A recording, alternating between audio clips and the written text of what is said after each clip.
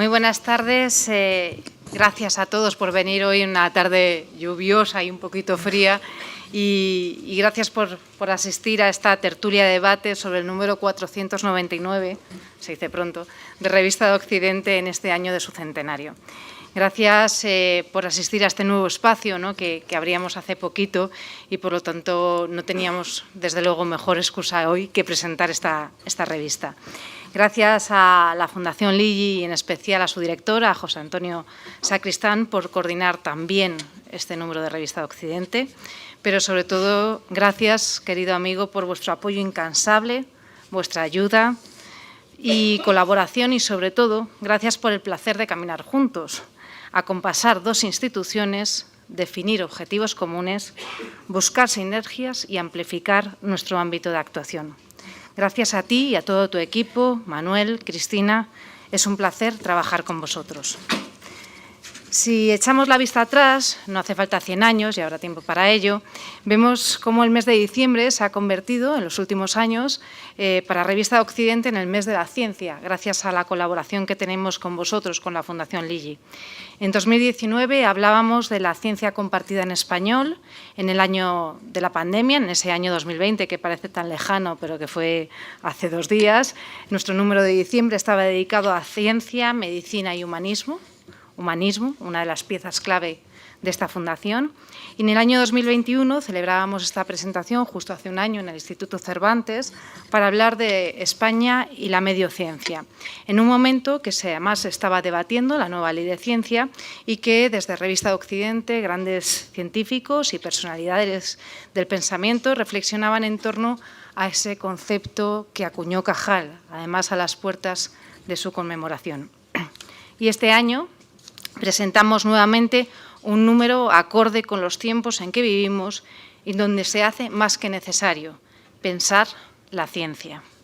Y pensar no de cualquier manera, sino con los temas de nuestro tiempo, como diría Ortega, y nuevamente con un equipo de grandes pensadores y científicos. Sin querer avanzarles más allá de lo que me corresponde, eso ya lo hará José Antonio más adelante, quiero decirles que pensar la ciencia desde la poesía, desde el mal, el conocimiento, la democracia y las personas, nos enseña a descubrir la importancia misma de la ciencia. Gracias a Raquel Lanseros, a Andrés Moya, a Francisco López Muñoz, a Javier Aracil, a Juan Ignacio Pérez Iglesias, a Daniel Inerarity, que además es miembro de nuestro Consejo Asesor, y a Bárbara de Emerich por vuestras contribuciones a este número 499 de Revista de Occidente, que ha entrado ya en su centenario.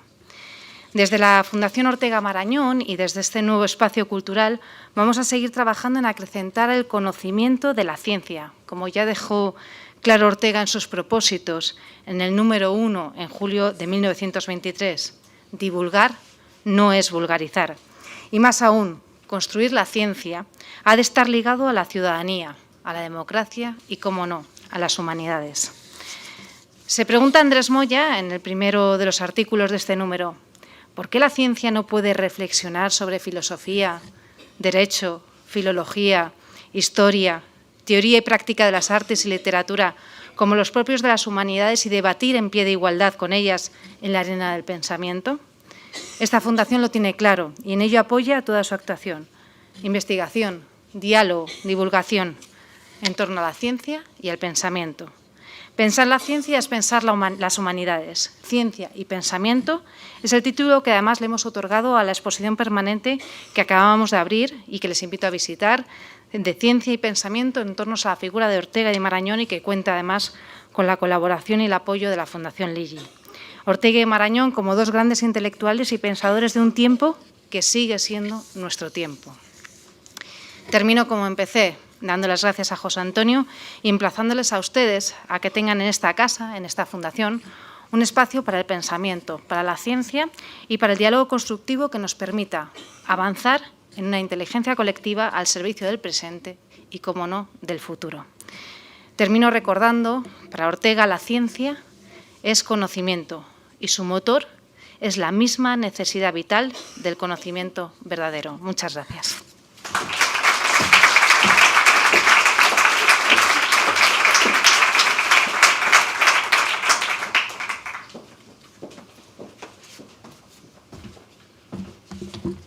Muchas gracias, Lucía. Buenas tardes a todos. Es un placer estar aquí presentando este número de Revista de Occidente titulado Pensar la ciencia, como decía Lucía Sala, la directora general de la Fundación Ortega Marañón. Lo primero, por supuesto, es darles a todos las gracias por asistir a este acto de presentación, a todos los que han venido a este nuevo salón y también a todos aquellos que están conectados virtualmente, ¿no? que nos consta que son un número bastante alto. Gracias a la Fundación Ortega Marañón, porque, como decía su directora general, son muchas cosas las que nos unen. La Fundación Ortega Marañón, las dos figuras tienen mucho que ver con la ciencia, la medicina y el humanismo, que son precisamente los pilares de nuestra fundación, y ese es el motivo por lo que desde hace años pues, confluyeron nuestros caminos, que estaba claro que tarde o temprano tenía que ocurrir y bueno, pues son muchas cosas las que nos unen, los sentimientos comunes y muchos los proyectos que seguramente que nos esperan, ¿no? También quiero dar las gracias al director de la Revista de Occidente, Fernando Rodríguez Lafuente, a la gerente Carmen Asenjo por la extraordinaria labor editorial que están haciendo y también por la confianza que han depositado en la Fundación Lili desde hace 4 años con estos 4 números que llevamos y que esperamos que sean muchos más en el futuro, y por dedicar un espacio a la ciencia, que como decía Lucía hace un momento, es un tema de nuestro tiempo más que nunca, y reservar este espacio fijo, aparte de los otros muchos números, ¿no? y artículos que hay a lo largo del año sobre el tema, pues creemos que merece la pena. Y también un agradecimiento muy especial a los autores del número. La mayoría de ellos están hoy aquí, aparte de Raquel Lanseros, muchas gracias por acompañarnos, y Andrés Moya. Están también aquí Bárbara de Aymerich, que es la autora de uno de los capítulos que comentaré ahora, y el profesor también Francisco López Muñoz, que es autor de otro. Y me consta que hay otros autores que no han podido desplazarse esta tarde hasta aquí, pero que nos están siguiendo virtualmente. O sea que estamos muy bien acompañados por los autores, cosa que les agradezco de verdad, ¿no? El reto que tengo es complicado porque es resumir en 10 minutos. Me han pedido el número de Pensar la ciencia de Revista de Occidente. Esto ya de entrada pues se ve que es imposible, ¿no? Porque en 10 minutos no se puede resumir un número que tiene tantos matices, tantos contenidos, ¿no? Son 8 artículos que merece la pena leer. Por eso lo que voy a intentar va a ser, en estos minutos, intentar resumir brevemente, dar algunas pinceladas generales sobre los temas de los artículos e intentar fomentar en ustedes pues, la curiosidad para que los lean completos, porque verdaderamente merece la pena. Entonces vamos con ello, ¿no? El primer artículo se titula Pensar la ciencia. Es un artículo de presentación que escribo en el que presento al resto de los autores de los capítulos, y también se plantea una pregunta inicial de qué es la ciencia y cuáles son los límites de la ciencia, ¿no? Aparte de las definiciones más ortodoxas que uno puede encontrar sobre la ciencia, ¿no? De qué es conocimiento fiable, que deriva de los hechos y no de las opiniones. Bueno, estas son las definiciones que uno encuentra en los libros, ¿no? Pero en cuanto uno profundiza un poco se da cuenta de que esto pues, muchas veces no es cierto, ¿no? De que los hechos no son la base de la ciencia, o no son solo la base de la ciencia, sino que muchas veces son las teorías las que están detrás, y que vemos lo que estamos preparados para ver. Si definir la ciencia es difícil, definir sus límites lo es mucho más. Es lo que intentan en los capítulos siguientes Andrés Moya o Raquel Lanseros, ¿no? Todo este debate sobre qué son las ciencias duras, las físico-matemáticas y las biológicas, o las ciencias que se han denominado blandas, que cada vez nos damos cuenta, afortunadamente, que tienen mayor importancia: ciencias humanas, ciencias sociales. Dentro de las ciencias humanas, las artes, ¿no? La poesía, a la que se dedica nuestra invitada Raquel Lanseros. Veremos en sus capítulos que tienen muchas cosas en común, y que poner límites a veces pues, está bien para los manuales, pero que en la vida real estos límites son mucho más dudosos. El capítulo segundo se titula, y va con interrogación, el fin de las dos culturas. Se refiere el profesor Andrés Moya a las ciencias y a las humanidades, y esa separación clásica que siempre ha existido entre ciencias y humanidades. Y hace 3 reflexiones. Por cierto, es el artículo que está en abierto. que se publica en abierto en este número. Saben que en Revista de Occidente siempre hay un artículo que está en abierto, accesible, y este es el. Entonces, bueno, no les voy a adelantar nada porque es el tema del que va a hablar, pero sí que les diré esto, ¿no? que se cuestiona esta enorme diferencia entre ciencias y humanidades. En el capítulo siguiente, Poesía y descubrimiento, de Raquel Lanceros, aquí estoy seguro de que muchos de ustedes se preguntan, bueno, ¿qué hace una poeta en un número sobre poesía, sobre ciencia, sobre pensar la ciencia, ¿no?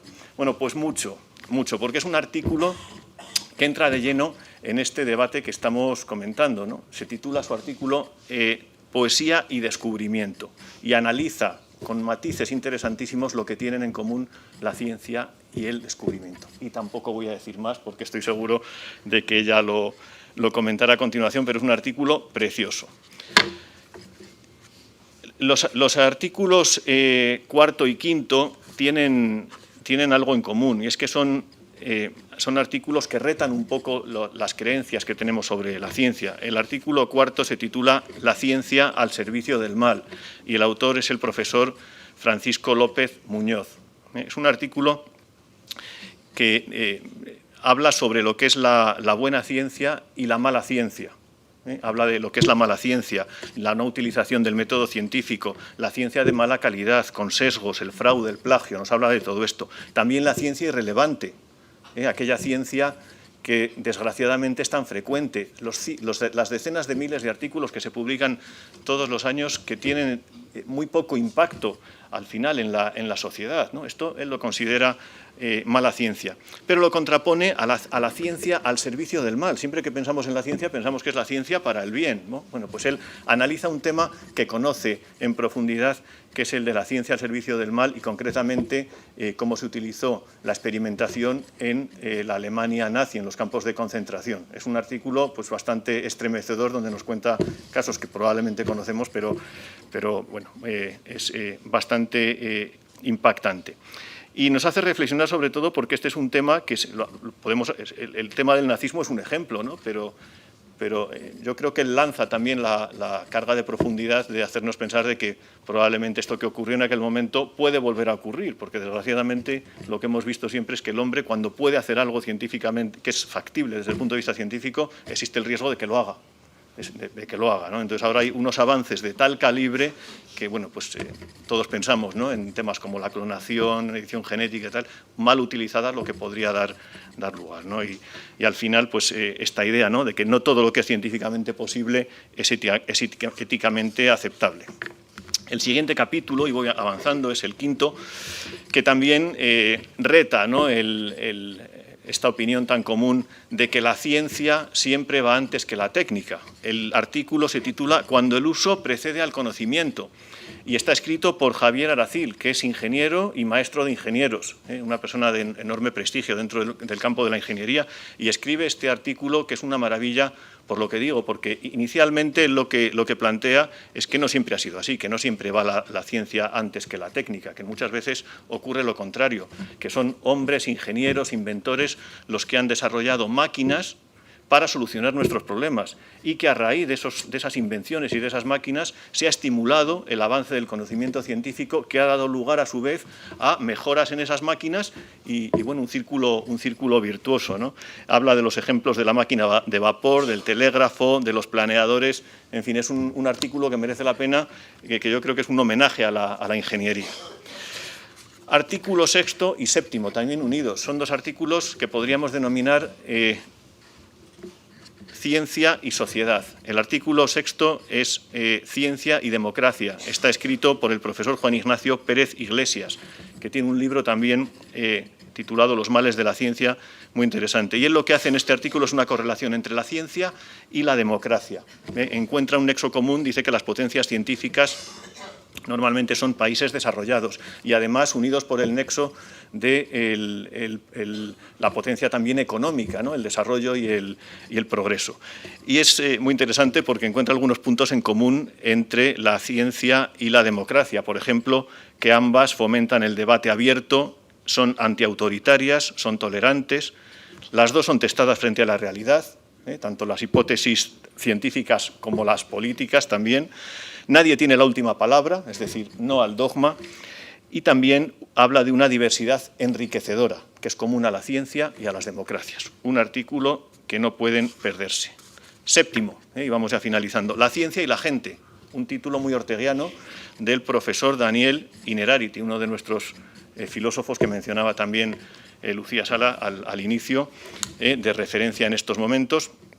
Él tiene un libro que se titula La sociedad del desconocimiento, que les recomiendo. Yo cuando le invité a participar en este número, dice: José Antonio, si yo de esto ya lo he contado todo en mi libro. Dice: pero bueno, hay algunas cosas que luego he pensado que creo que podrían encajar. Bueno, pues aquí él refleja y vierte estos temas, ¿no? Concretamente habla de la progresiva participación de la sociedad en la ciencia, cientificación de la sociedad y socialización de la ciencia, dice, ¿no? Y reflexiona también sobre la sociedad como un gran laboratorio, los experimentos poblacionales, la ciencia es asunto de todos, retando la autoridad del experto, o la distinción entre la verdad científica y la opinión pública y el papel de los medios de comunicación, temas de enorme interés. Y ya el último, y no les aburro más, enseñar a descubrir la ciencia. Este es un artículo que yo diría que es la conclusión del número, porque son varios los autores que a lo largo del número hablan de la importancia de la educación.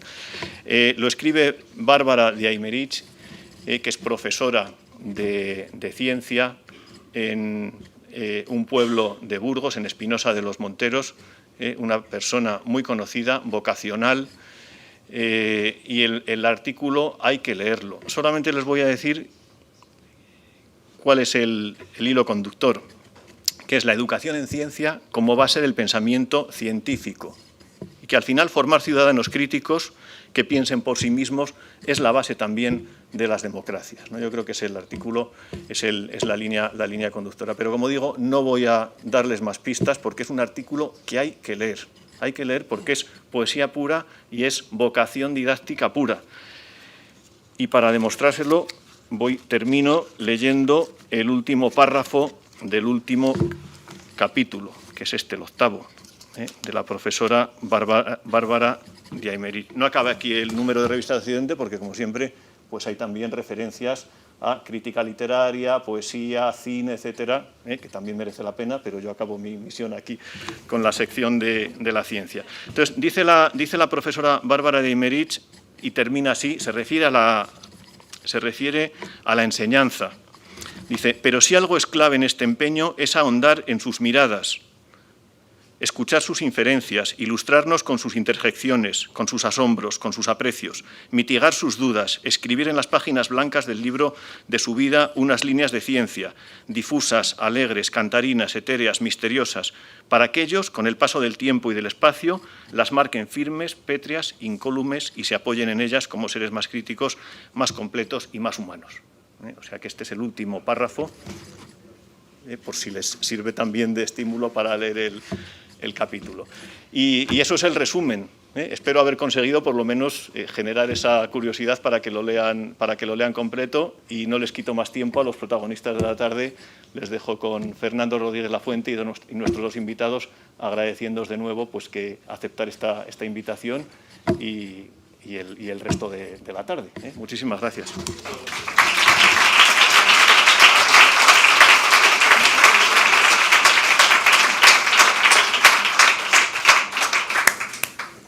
Buenas tardes. Entre los muchos dones que tiene José Antonio Sacristán es el de hablarnos del número de una manera bastante profunda y en un breve tiempo. Esto en España es difícil, así que esto hay que agradecérselo enormemente. Que sea el número 499, porque no se imaginan la paliza que me han estado dando con que por qué no fue el 500. Ha sido por culpa suya. Porque, como muy bien ha dicho también el director de la Fundación Ligi, es ya una tradición que el número de diciembre sea el número de la Fundación. Y como no podemos, algunos lo hacen, pero no podemos alterar las cosas que están instaladas, pues se quedan con el 499. También hay que decir que, como ese personaje inolvidable, trabajar con José Antonio Sacristán, con Manuel Guzmán y con Cristina Rico, el equipo de la Fundación Ligi, pues recordando a un personaje de nuestras lecturas infantiles y películas, son prácticamente perfectos. Es decir, que da gusto trabajar con ellos porque es que son verdaderamente una... Y sobre todo muchísimo agradecimiento, ya lo ha dicho, lo ha señalado y lo ha subrayado la directora general Lucía Sala. Muchísimas gracias por la confianza en la revista y también por la inteligencia, porque siempre sois vosotros los que coordináis el número y, como se ha señalado, pues en los 4 años que llevamos juntos, la nómina de colaboradores es verdaderamente extraordinaria, extraordinaria. Y también, no se olviden, cuando se presenta un libro o una revista, sobre todo lo que procuramos es, por el bien de España, que ustedes la lean, y por el bien de la Fundación, que ustedes la compren. O sea que, además, desde hace poco, desde hace unos días, tenemos instalada una maravillosa y coqueta y acogedora tienda, tienen ustedes a la salida, para que, espero que agoten cosa que agradeceremos tanto nosotros como la Fundación Lidi, por razones obvias. Y ahora ya vamos a lo serio, si me permitís, y gracias a todos, de verdad, por su asistencia, ¿no? Bueno, no voy a hacer el viejo chiste que me enseñó Carandel, porque además aquí ya hay mucha gente, amigos, y yo lo he repetido 1000 veces. Pero en fin, lo voy a decir porque tanto Andrés Moya como Raquel Lanceros no necesitan presentación porque son impresentables. Es decir, que no tienen necesidad. Además, tienen ustedes la revista y ya, así que vamos a entrar directamente en corto y por derecho, como se dice en el lenguaje taurino, a la tertulia, ¿no? Yo creo que señalaba en algunas conversaciones que hemos tenido antes el profesor Andrés Moya, que en el fondo era pensar la ciencia, pero pensar la ciencia en sociedad, ¿no? Que es, porque es un conocimiento social de ambos procesos creativos, ¿no? Comentábamos el otro día que, fíjense, tanto Raquel como yo nos dedicamos ni siquiera a ciencias blandas, sino a delirios. Es la filología, sobre todo. Bueno, ella más científica, pues se dedica a la lingüística. Pero yo, que me dedico más a la historia literaria, pues yo sí que estoy en ese otra. Pero sí comentábamos el otro día que, fíjense ustedes hasta qué punto la ciencia crea nuevos géneros literarios. La ciencia y la tecnología, por ejemplo, por ir cronológicamente, es impensable la novela moderna sin la imprenta. No habría existido. Como, por ejemplo, son impensables, siglos después, el Ulises de Joyce y En busca del tiempo perdido de Proust, sin la teoría de la relatividad del tiempo de Einstein. Es decir, no habrían sido posibles, ¿no? Y aparecen ahí. Por lo tanto, es lo que tratamos, y supongo que el número también lo hace, es la transversalidad del conocimiento, ¿no?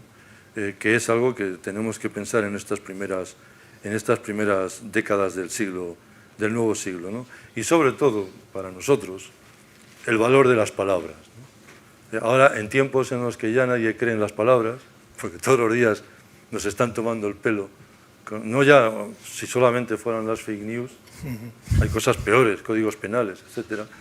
Pues el valor de las palabras, todavía eso de Valle Inclán, de las divinas palabras, ¿no? Si las palabras dicen verdad o no dicen verdad, no lo sabemos, nos tienen liados. Pero lo que sí sabemos es que hay que decirlo con palabras y que hay que contarlo con palabras y que, como bien se ha dicho, en nuestro caso, divulgar no es vulgarizar. Bueno, pues vamos a empezar.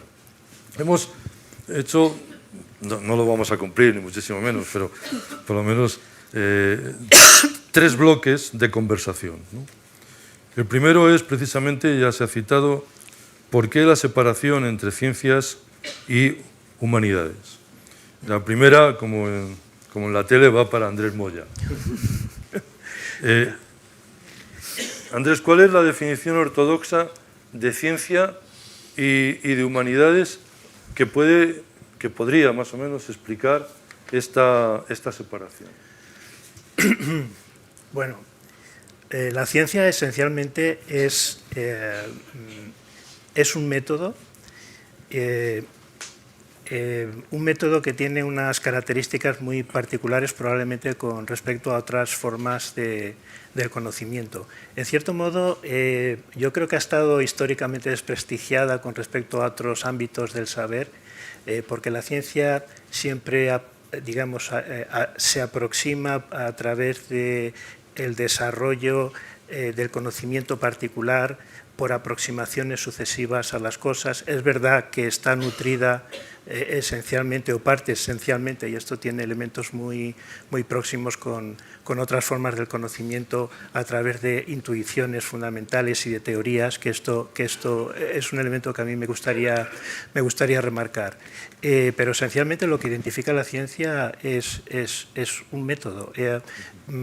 Muchas veces se dice que existen muchos procedimientos o muchas formas de desarrollo de la ciencia, pero en el fondo esencialmente es un procedimiento más o menos universal de aproximación a la realidad y al conocimiento del mundo, y muy vinculado, eso sí, yo lo quiero aquí remarcar mucho, digamos, a la iniciativa, a la intuición, a la creatividad de aquellas personas que la desarrollan.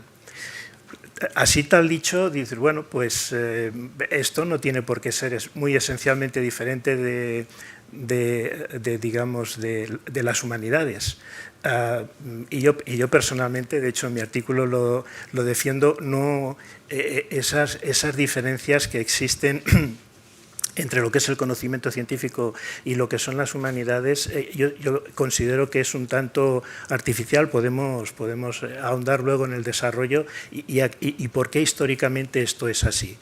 Entonces, bueno, para empezar, decir fundamentalmente esto, que hay un elemento singular en la naturaleza de la ciencia que incluso pasa por tener un cierto desprestigio con respecto, y particularmente en nuestro país, a lo que podríamos denominar la tradición de los humanistas respecto de lo que es el conocimiento singular que practican los científicos, como si fuera un conocimiento menor, porque nos aproximamos al estudio de la realidad de una manera muy progresiva, desarrollando nuestras teorías, pero sin entrar en grandes cuestiones o en grandes debates, cuando esto tampoco es así.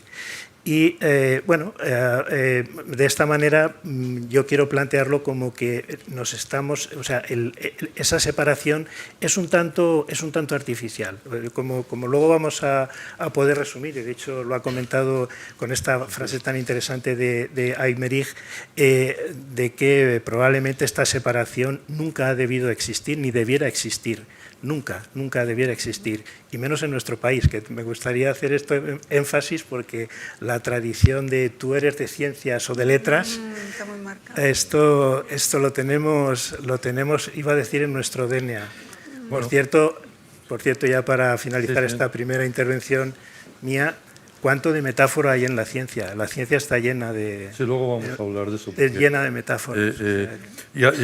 Raquel, hay ese desprecio mutuo, que yo creo que ya cada vez efectivamente es menor, porque la propia realidad va arrastrando, ¿no?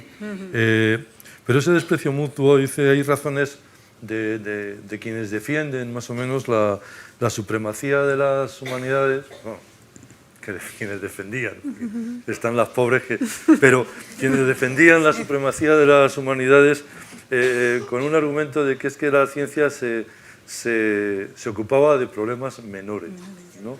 Y luego hablamos de si...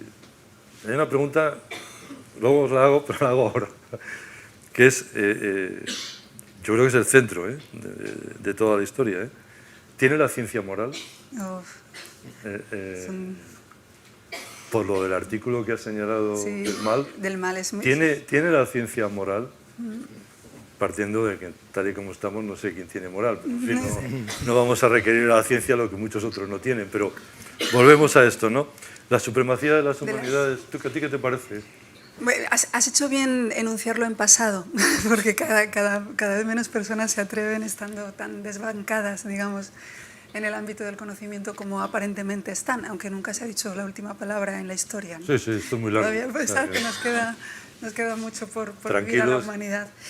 Yo creo que, parafraseando a Machado, a mí me da la sensación de que más que desprecio es ignorancia mutua, que él lo decía de Castilla, desprecia a cuanto ignora.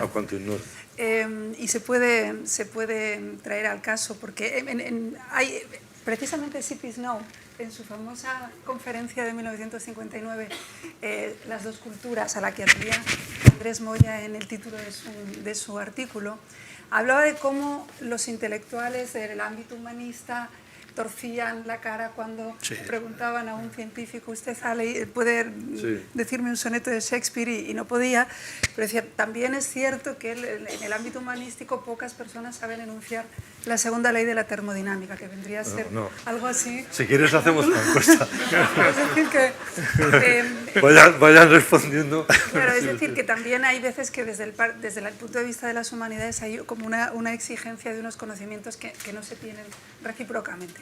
Yo he traído unos pocos versos, voy a ser muy rápida, pero un poco para ilustrar la historia de esta desavenencia que ha tenido muchos motivos. A veces ha sido también la desavenencia por parte, en particular de los poetas, ha sido debido a una especie de amenaza, sobre todo en el siglo XIX, que sentían ante ese abuso de un utilitarismo pragmático que se quería imponer y positivismo, exactamente, que intentaba, de alguna manera, o ellos pensaban que estaba intentando desposeer de rigor a la poesía.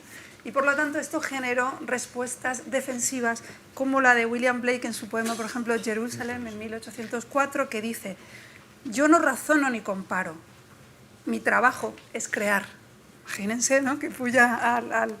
Y después Edgar Allan Poe, que a mí es un autor que me fascina, escribe un soneto a la ciencia en 1829 y dice: ciencia, verdadera hija del tiempo tú eres, que alteras todas las cosas con tus prometedores cantos. ¿Por qué devoras así el corazón del poeta, buitre cuyas alas son opacas realidades? Es decir, él de alguna forma llamaba buitre Sí. Y John Keats tiene un poema, ya para terminar un poco, además una lectura un poco anglosajona, pero bueno, así es un poco también la cultura mía, en 1819, que es el más famoso de los poemas, digamos, anticientíficos, entre comillas. Esto hay que dar muchas explicaciones que no han lugar ahora, pero se ha hablado muchas veces de destejer el arco iris, que es lo que desde el campo de las humanidades se piensa que la ciencia puede acabar haciendo, es decir, explicar los fenómenos naturales de tal modo que pierdan su magia interior. Y John Keats decía: había una vez un importante arco iris en el cielo, ya conocemos su tejido, su textura, forma parte ahora del aburrido catálogo de las cosas comunes. Sin embargo, yo descreo, es decir, descreer de John Keats es un poco una osadía, pero yo creo que el conocimiento no resta necesariamente misterio. Y aquí me apoyo un poco en nuestro Gustavo Adolfo Bécquer, verán ustedes, y ya con Gustavo Adolfo Bécquer acabo, y un verso de Lorca, que lo tengo que colar, porque Manuel Guzmán sabe que soy lorquiana, y no le puedo defraudar. Gustavo Adolfo Bécquer decía, recuerdan en aquella rima tan famosa: mientras la ciencia descubrir no alcance las fuentes de la vida, y en el mar o en el cielo haya un abismo que al cálculo resista, mientras haya un misterio para el hombre, habrá poesía. Y ligaba la existencia de la poesía de esta manera a la existencia de los límites del propio avance científico, que por otro lado son ilimitados, con lo cual el riesgo no existe, ¿no? Sin embargo, Federico García Lorca, y aquí pongo el contrapunto y ya me callo, que estoy hablando mucho. No te calles nunca. Era un procientífico de tal calibre, tenía tal fe en el avance de la ciencia como posible salvadora catártica de los males humanos, exactamente del progreso, pues como de alguna forma la cura contra muchas de las desgracias a las que estamos abocados, parece, los seres humanos. Y escribió un poema a Isaac Newton, que es un poema poco conocido de la producción lorquiana, y dice, es muy hermoso, dice: en la nariz de Newton cae la gran manzana, bólido de verdades, la última que colgaba del árbol de la ciencia. Qué bueno, porque el bólido de verdades, fíjate, tiene que ver con toda la idea del maquinismo que ha inaugurado el futurismo, el manifiesto futurista en 1909, cuando Marinetti dice aquello de que un coche de carreras tiene más belleza que la victoria de Samotracia. Y él mete el bólido elegantemente para hablar de eso. Verdaderamente, oye, está muy bien. Solo alguien como Fernando... como estabais hablando y decía Andrés, y tú has citado a Machado, Y es verdad que decía Antonio que lo que sabemos entre todos, eso no lo sabe nadie. Y es un poco esa disociación que existe. Y William Blake, que era un visionario, muy bien sabes, extraordinario, y gran pintor, hay un momento en el que dice que todo lo que es posible creer forma parte de la realidad. Lo cual significa, en eso que tú decías de la creación, que, por ejemplo, una de las grandes definiciones para los que nos dedicamos a la literatura, y la familia te da mucho la paliza, porque son todos ingenieros y médicos y tal, de por qué te has dedicado a la literatura, buscas definiciones de la literatura, sobre todo en Navidades. Y hay una de Borges extraordinaria, ¿no?, que dice, el gran misterio de la literatura, pero vale para cualquier creación, el gran misterio de la literatura es que lo que ha creado la imaginación de uno se convierte en la memoria de otro. Es decir, que a nosotros Hans Castorp, Leopold Bloom, nos siguen acompañando toda la vida, mucho más que personas reales que hemos conocido o que teníamos ahí. Andrés, voy. Sí, hay adelante. una... Sí, no, y además, nos tiramos el guión y hablamos nosotros. Sí, o sea, no, hay una es observación, porque la ciencia es una cosa y el positivismo científico es otra cosa distinta. Entonces, hay una cierta tradición, digamos, en el romanticismo y en muchos autores del romanticismo que tratan de ver a la ciencia como el componente, digamos, del conocimiento que trata sobre las cosas que son, digamos, fáciles, elementales, que no reflejan o que no tiene capacidad de desarrollar conocimiento profundo. Pero por otro lado el positivismo es fundamental en el, digamos, en el desarrollo, digamos, en el fomento de la sociedad, el desarrollo social. Pero la ciencia intrínsecamente, cuando surge, precisamente con, vamos a decir, la ciencia moderna, con Galileo y Newton, es mucho más. O sea, es una forma de pensamiento. Y yo creo que hay una cierta tradición de desvalorización precisamente en el romanticismo, porque la ciencia no ha desarrollado en esa época toda la grandeza que tú mismo has comentado con las últimas teorías que se han desarrollado más recientemente. La grandeza que hay, yo qué sé, detrás de la teoría de la relatividad o tras la teoría de la evolución, la que yo conozco un poquito más. Cuando tú entras, digamos, en los pormenores de qué es lo que subyace a todo lo que hay tras estas teorías, pues te quedas literalmente pasmado. Entonces, o sea, lo que quiero decir, o sea, un poco como síntesis, es que el positivismo en ciencia es una cosa y es una tradición, pero la ciencia probablemente es algo de mucho más calibre. Yo suelo sostener que la ciencia es infinita. Cuando hablamos sobre, digamos, ¿tiene límites la ciencia? Bueno, mi contestación a esa frase es no hay límites. No tiene límites. Y hay mucha indicación. Es conocido, por ejemplo, cuando se indica a principios del siglo XX, todo lo que se puede decir científicamente ya está dicho y las leyes físicas fundamentales ya se conocen. No es cierto, porque surgen de nuevo nuevas teorías. Y eso está ocurriendo ahora mismo también. O sea, el espectro de lo que podemos hacer desde el punto de vista del desarrollo de nuevas teorías científicas a los efectos de conocer el mundo es totalmente abierto. Ahora voy a preguntar a Raquel. Se acaba de publicar el libro prácticamente de Philip Bloom, algunos recordarán, autor de Años de Vértigo, de la enciclopedia. Este se llama El Gran Teatro del Mundo. Cuenta una cosa fascinante, volviendo a esto, ¿no?, que es del viaje de Bougainville, el siglo XVIII, lo cuenta Diderot. En el siglo XVIII, el viaje de Bougainville, traen, como Colón había traído antes a España, unos nativos, ¿no? Y entonces le llevan a París, le tienen en París, el nativo está moviéndose, le enseñan. Y la conversación que plantea Diderot en su obra es muy fascinante, porque viene a decir, cuando este hombre vuelva, cuando le devolvamos a Tahití, todo lo que cuenta, todo lo que ha visto, no lo puede contar, porque no tiene las palabras para avenida, porque no tiene las palabras para palacio. Y lo que pueda contar, sus compañeros lo van a tomar por loco, porque se lo está inventando. Entonces vuelvo ahora a lo que habíamos hablado antes, de las metáforas visuales de la imaginación científica que son fascinantes, ¿no? Por ejemplo, agujero negro. ¿No? Oye. Es un hallazgo poético. Y hay que explicarlo. O sea, es decir, que hay que decirlo con palabras. Dice, no, ay, mira, hay una cosa, ¿no? O sea, en fin. Entonces, eso es lo que te quería preguntar, ¿no, Raquel? El uso de la metáfora en la ciencia y en la poesía se sustenta en la materia física.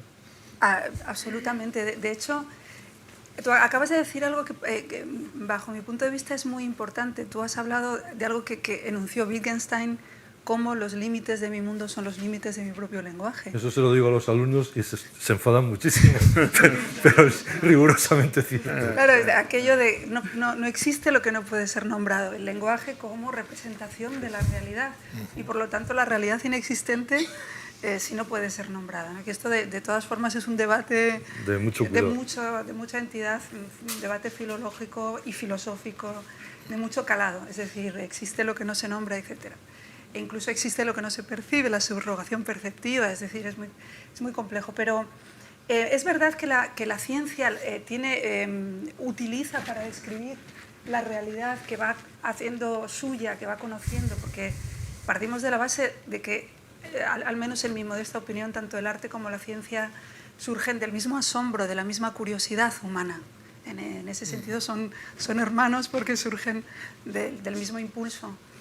Y aunque tengan métodos diferentes, que ya veremos cuán diferentes son y cuán similares son. Sí. Pero el caso es que la ciencia, a medida que va descubriendo, que va avanzando, que va conociendo más sobre la materia, sobre lo que nos rodea, sobre el funcionamiento de nuestro propio cuerpo, del universo y de todo lo físico, necesita nombrarlo. Y en muchos casos no puede nombrarse con nada que no sean metáforas, que como sabemos, yo soy muy pesada con la etimología, es un desplazamiento del sentido de un lugar a otro, es decir, como mover las piezas de las palabras de un lugar a otro para que multipliquen su significación. Para Gerardo Diego, la guitarra es un pozo de viento. Ya no se puede volver a mirar una guitarra igual. Nunca. O la redonda rosa de agua, que era la cebolla para Pablo Neruda.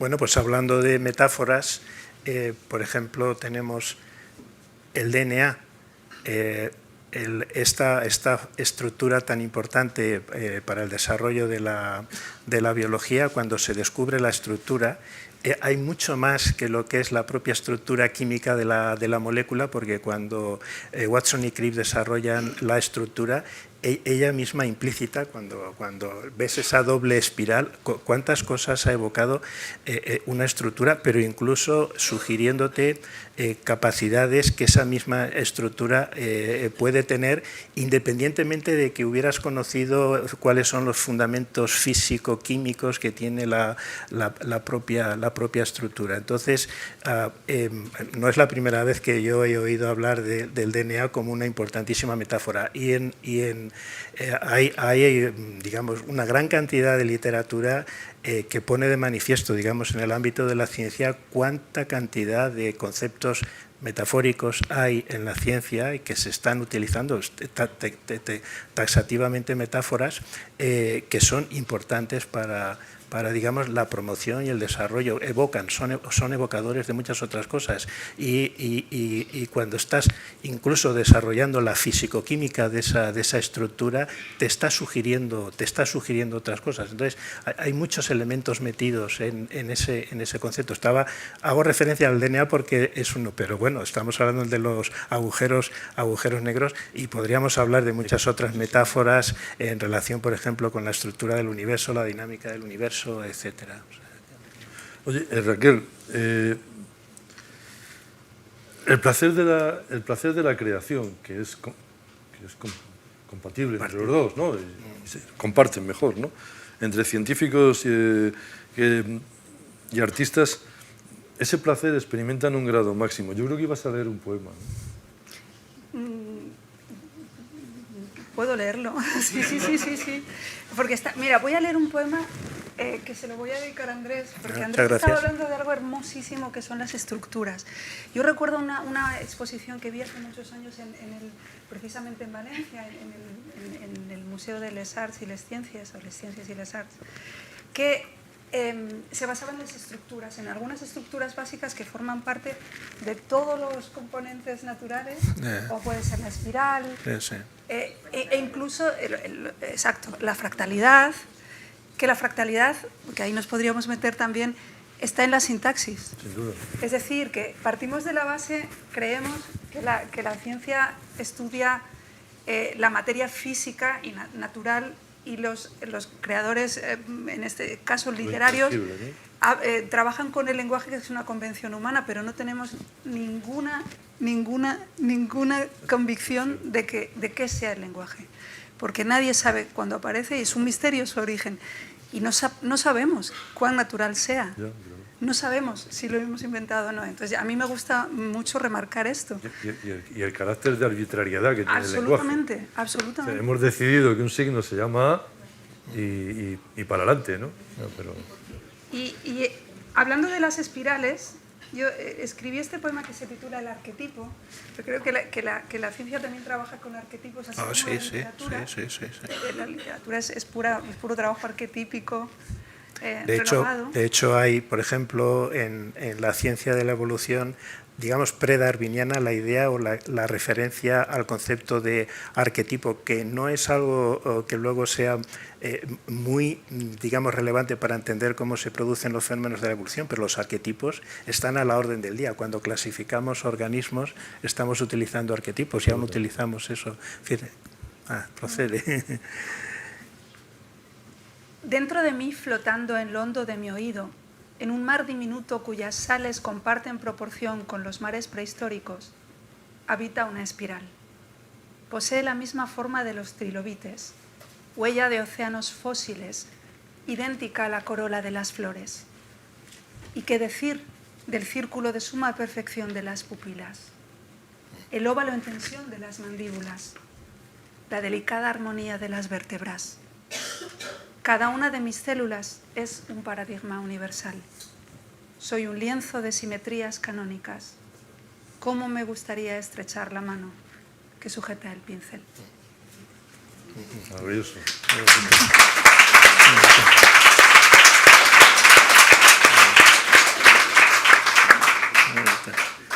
Esto solamente puede ocurrir con la Fundación Ligi. ¿Sabes? Que vengas a hablar de pensar la ciencia y te suelten un poema. Y además tan maravilloso y con tanta relación, ¿no? Desde luego. Andrés, Sí. ¿la belleza es un elemento característico de las artes o...? Hay muchísima belleza en la ciencia. Venga. Lo que pasa es que hay que estar preparado para poder apreciarla.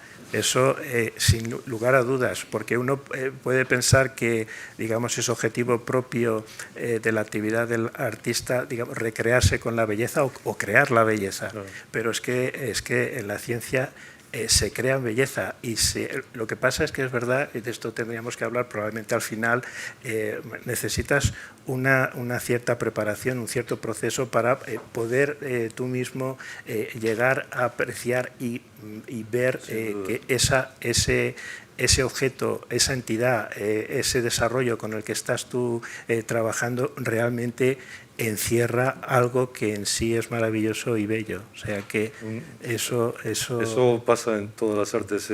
Un gran escritor de ese círculo, esa Viena de principios del siglo XX extraordinaria, que se llamaba Hugo von Hofmannsthal, que era letrista de Richard Strauss, además, Richard Strauss. Hay un momento en que unos amigos, ya ha pasado la época del Grand Tour, pero todavía sigue Grecia, y unos amigos deciden, en verano van a ir a Grecia, y dice, vente con nosotros, y él le dice algo que tiene que ver con lo que tú has dicho. Dice, no, todavía no puedo ir porque mis ojos todavía no están preparados para ver Grecia. Es decir, que es esa sensación de la preparación, de la belleza. Efectivamente. Es evidente que ciencia y poesía sirven también para conocer el mundo, ¿no? Oh, sí. Yo quería decir anticipadamente una cosa, porque de la ciencia se suele decir muchas veces que es dogmático o que es dogmática, o se habla del cientificismo o como algo que excluye el conocimiento de los demás, de hecho, de otras formas de conocimiento.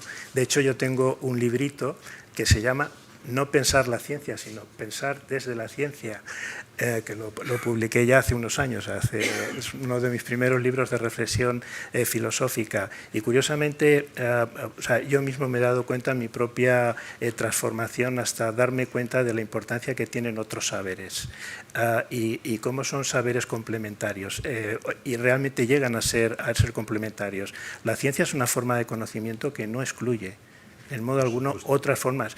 Y es verdad que hay, digamos, tú puedes entrar a través de grandes intuiciones fundamentales, a través de la poesía o del arte, pero la ciencia entra para el conocimiento de la realidad con otro tipo de aproximación y se producen, digamos, junturas, o se podrían o se deberían de producir junturas o uniones. Entonces, bueno, esa es la reflexión. Hay un mal terrible en la ciencia que es el cientificismo. Un problema que, por cierto, también lo podría traer en clave nacional, porque quizá el mundo de la ciencia en nuestro país está excesivamente anclado en actitudes cientificistas en el sentido de excluir otras formas de conocimiento. Lo digo por echar piedras sobre mi propio tejado y dar valor. Dice, lo otro no vale, lo otro no vale. Estás en la casa donde un filósofo se interesa por la ciencia claro, y un científico se interesa por la filosofía. Pero eso fue Ortega, hace muchos años. Quiero decir que y Marañón, desgraciadamente hemos tenido a lo mejor un cierto retraso en nuestro país. Esto no ocurre en otros ámbitos, porque la ciencia no la inventamos nosotros exactamente. La inventaron los ingleses fundamentalmente, y ahí tienes las grandes instituciones británicas. Entonces, digamos que nos llevan. Vamos a terminar con eso. Pero fijaros que a lo largo de la tarde, no estaba en el guión, pero va saliendo Antonio Machado, porque ahora con lo que tú estabas contando, pues, recordaba aquello de busca tu contrario, que es tu complementario. Claro. ¿No? Es decir, que es siempre la misma. Hay una cuestión para terminar esta parte, que es una cuestión, iba a decir un taco, pero no lo voy a decir, muy difícil, vamos a dejarlo así, pero yo os imagináis cuál era el taco, que es el concepto de progreso.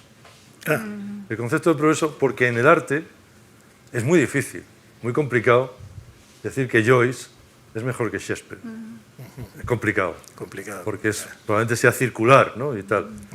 Y al mismo tiempo, porque como estamos viviendo en estos años, hay momentos en los que la sociedad, como en el viejo chiste de la Polonia comunista, que era el tipo que entra en un autobús y el conductor está cobrándole y le dice avance hacia atrás, ¿no? Y hay momentos en que se avanza hacia atrás. En muchos aspectos, no sé de la ciencia, que lo desconozco, pero en otros aspectos de la vida contemporánea en este momento, los que hemos tenido la suerte de vivir otras décadas, vemos en varios asuntos que estamos yendo hacia atrás, ¿no? Sí, y eso, pero como corpus, digamos, de conocimiento, la ciencia, por definición, es progresiva.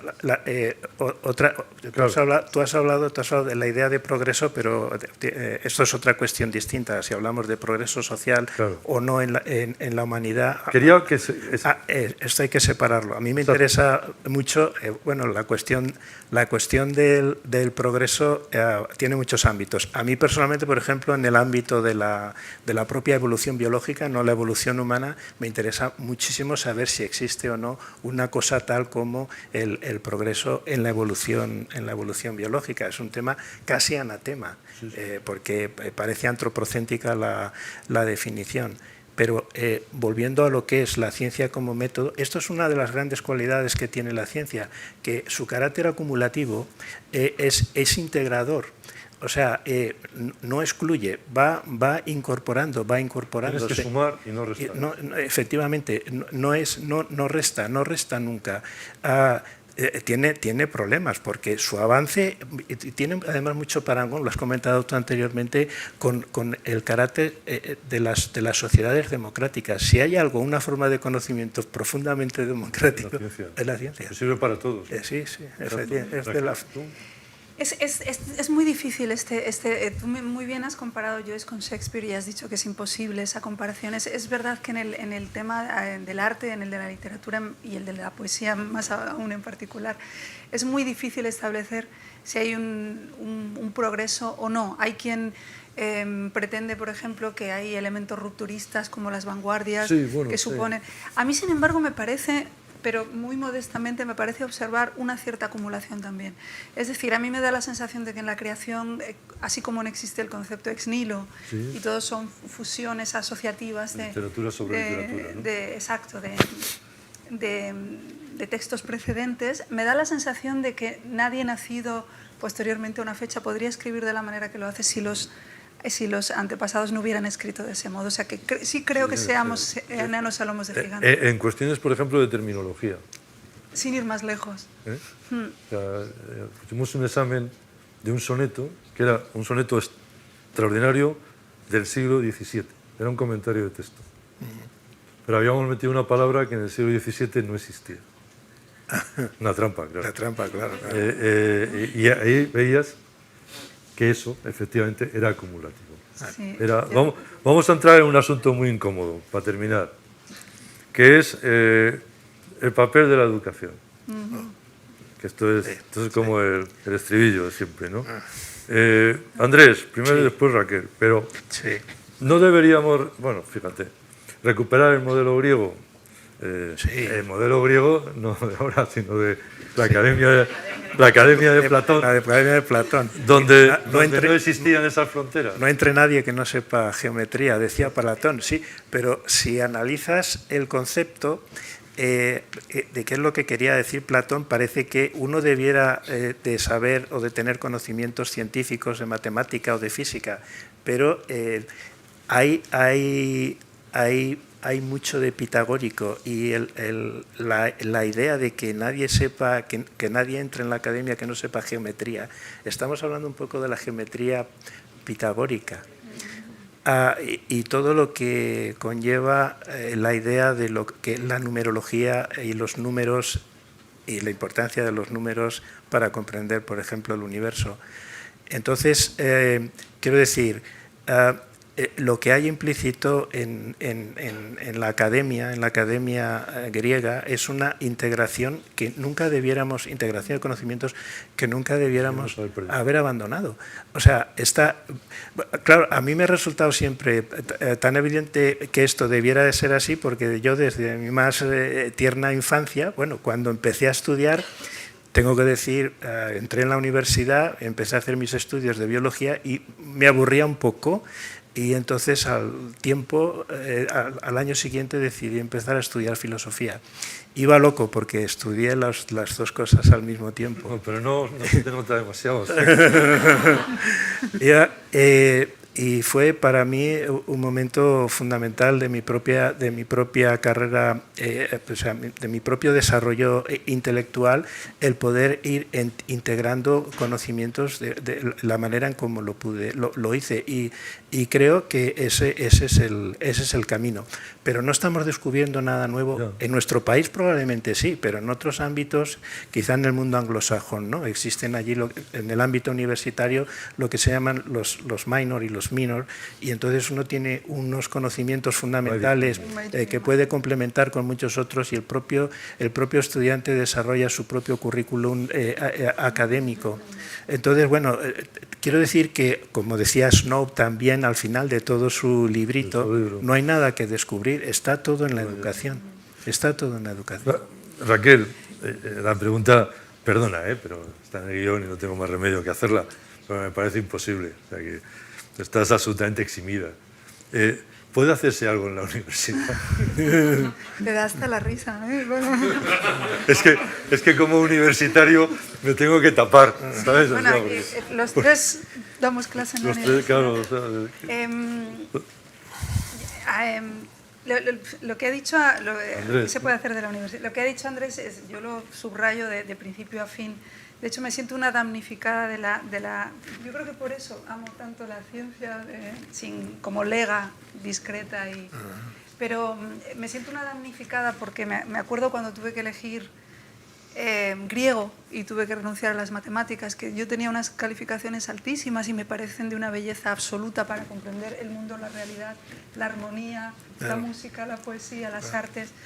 Y a mí aquello todavía lo siento como, sí, claro, como una pérdida, ¿no? Como una gran pérdida que tener que elegir y no poder hacer esos currícula mixtos de los que habla Andrés que existen en otros países. Desde la universidad, sin duda, se podrían hacer muchas cosas, desde los otros ámbitos de la educación también. Hombre, y secundaria, sobre claro, todo secundaria. Pero haría falta, en primer lugar, preguntarnos antes de decir qué hacemos desde la universidad. Yo creo que sería más conveniente incluso que como sociedad nos preguntáramos qué papel queremos que juegue la universidad en nuestra sociedad. Es decir, ¿es la universidad, como tendemos a pensar ahora de manera mayoritaria y muchas veces irreflexiva, un lugar que genera conocimientos meramente productivos? No. Para después lo que llamamos las salidas, o en el lenguaje coloquial, colocarnos. No. O debería, mejor dicho, ser la universidad un lugar de educación, de formación de la persona, holístico en todos sus ámbitos, Claro. que condujese a una potencial felicidad. Mi- Ahí está la clave, porque estamos abogando por la primera opción. Aquí lanzo mi universidad, la Universidad de Valencia, se funda hace más de 600 claro, años ese, ¿no? y se llamó l'Estudi General, es el estudio general. Y dices, bueno, ¿qué quiere decir el estudio general cuando se fundó? Y si ese principio perseverase a lo largo del tiempo, pero no hay nada que inventar. O sea, también la universidad que se inventa con la Ilustración los alemanes, Sí. es la universidad a la que tenemos que aspirar. Entonces, la hiperespecialización es un problema muy, muy, muy serio dentro de las instituciones académicas, la universidad incluida, y efectivamente, no quiero decir, como decía Ortega, que no se deban de producir profesionales, porque socialmente debemos de producir profesionales, pero necesitamos profesionales cultos. Y el cultivarse es un elemento fundamental.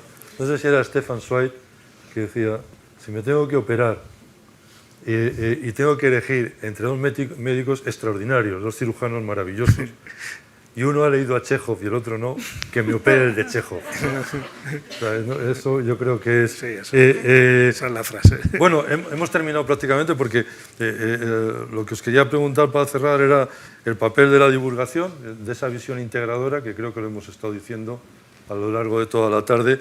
Y antes te he dicho lo del poema, pero no te creas que te ibas a ir de rositas sin leer la lectura final. Este sí está preparado. Desde que estaba preparado, claro. Sí. Por eso te he pillado, que me ha hecho gracia, vamos. Claro, o sea, no, pero has reaccionado bien, hay que decirlo, ¿eh? O sea, te has buscado un poema extraordinario y maravilloso. Sobre todo que tuviera que... Sí, muchas gracias. Todo un detalle. Las estructuras. Pues por favor. Este poema surgió precisamente y lo digo porque como íbamos a acabar con los esfuerzos de divulgación, de un esfuerzo de divulgación por parte del CERN, el Centro Europeo de Investigación Nuclear, que se llamó Pop Science y que yo no me canso de alabar porque generó muchas cosas en muchas personas, que era precisamente reunir artistas de diversas disciplinas en Ginebra, someternos, en mi caso acudí al de poesía representando a la lengua española, someternos a un seminario de 3 días sobre física cuántica, del que, imagínense ustedes, extrajimos lo que pudimos, pero desde luego nos quedó muy clara la belleza de la ciencia, y nos quedó muy claro también su carácter de hermana de las artes, en cuanto a mirar al abismo juntos. Y de ahí salieron muchos poemas que se publicaron, que se tradujeron a todos los idiomas, y uno de ellos es este que les comparto hoy, agradeciendo ese esfuerzo por acercar disciplinas que yo creo que todos debemos defender. Y se titula La contracción del Big Bang. ¿Y si fuera verdad que la expansión del universo después del Big Bang tiene límites físicos que un día se alcanzarán? como una goma elástica, todo volverá atrás en ese instante. A lo Benjamin Button viviremos un tiempo revertido. Viajaremos por toda la galaxia, manejaremos luego complejos celulares telepáticos, después descubriremos la electricidad, avistaremos inexploradas costas, inventaremos más tarde la escritura, lucharemos montados a caballo, cazaremos mamut. Al fondo de la cueva contaremos historias que combatan el miedo. Ojalá ocurra así, una reaparición de los recuerdos. No puedo esperar más para volver a verte.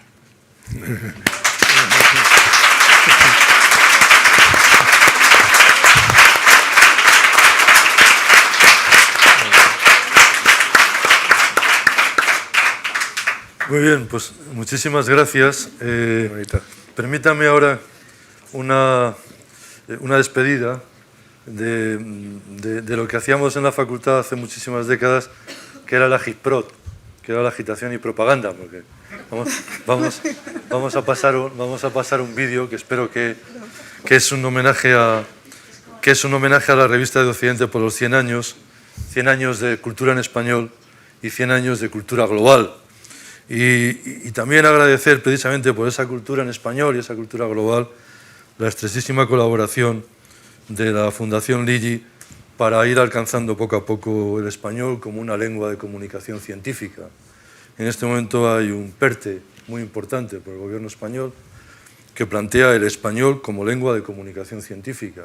Yo creo que nosotros estamos aportando lo que podemos y nada más, agradecerles a todos su asistencia, a vosotros, encantadísimo, porque ha sido un placer aprender siempre, y a la Fundación Ligi, el que sigamos así, y lo siento por el 499 que lo vamos a hacer, pero vamos, si no les importa, pasamos el vídeo, que dura muy poco, no se preocupen.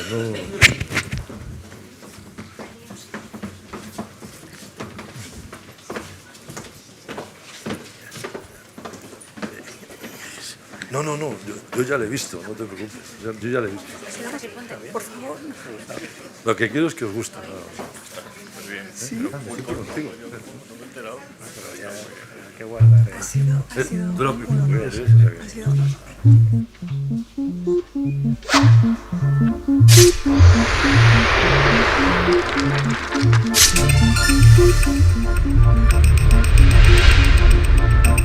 Tenemos que inventarnos nuestra propia existencia y a la vez este invento no puede ser caprichoso. La publicación de Meditaciones del Quijote en 1914, donde está la frase esencial de la filosofía de Ortega, yo soy yo en mi circunstancia y si no la salvo ella, no me salvo yo, Ortega se convierte en el líder indiscutible de la cultura española. La creación de la revista de Occidente en julio de 1923 por parte de José Ortega y Gasset y de Fernando Vela va a significar un aldabonazo en la vida cultural española, también en toda la comunidad que se expresa en español. La revista de Occidente es la revista por excelencia de la modernidad española. Escucha a una serie de seniors, Juan Ramón Jiménez, Antonio Machado, Baroja, a Ramón Gómez de la Serna. Ramón Gómez de la Serna va a ser una presencia constante en la revista. Pero de manera particular, Ortega se va a centrar en lo más arriesgado, que es en los jóvenes, en los Lorca, en los Alberti, en los Pedro Salinas, en los Buñuel. Ortega solía decir que había nacido encima de una linotipia porque era el hijo del director del Imparcial y la casa de la familia estaba encima de la redacción del Imparcial y porque tuvo un sentido de la presencia en los medios de comunicación muy fuerte de los intelectuales. Por fin llega un día en que el viejo deseo se cumple. La realidad lo recoge y obedece. Hemos puesto el pie en la altura prevista. Ortega va a unir tradición y modernidad y que las ideas de fuera vengan a España, que se caigan los Pirineos, que se rompa el muro que había estado cerrado a la Ilustración española. Lo que la revista de Occidente hizo para España es incorporar casi todo lo que era verdaderamente relevante de la cultura alemana, francesa, norteamericana o británica. También Ortega dio cabida a muchas mujeres talentosas de la época, María Zambrano, Rosa Chacel, Victoria Ocampo. En la parte gráfica estuvo Maruja Mayo, 23 viñetas. Esas mujeres debatieron sobre el ser de la mujer y el feminismo en la revista. Todos los años van a ser extraordinarios. En cualquier biblioteca española de alguien que tuviera algo que ver con la modernidad estaba. Y cierra su primera etapa, desgraciadamente, en un fatídico julio del 36. La revista es imposible que salga en el año 39, por razones obvias, ¿no? Y además Ortega está exiliado, primero en Argentina y después en Lisboa, y quiere estar cerca de España, aunque no quiere estar en la España de Franco.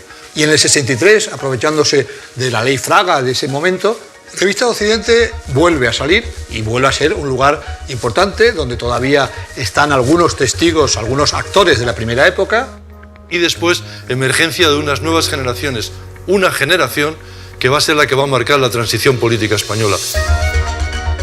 Esta vez va a estar dirigida por su hijo, José Ortega Espotorno, del 63 al 75, de lo que denominamos la segunda época de Revista de Occidente. Y gracias a la presidenta fundadora de esta fundación, Soledad Ortega Espotorno, hija del filósofo, y también gracias a la colaboración de Gregorio Marañón Bertrán de Lis, en 1980 se puede volver a publicar la revista. Lo que me parece más relevante de la aparición de Revista de Occidente y su mantenimiento en la actualidad es la apuesta firme porque el pensamiento y la cultura es el camino para esclarecer siempre la sociedad en la que vivimos.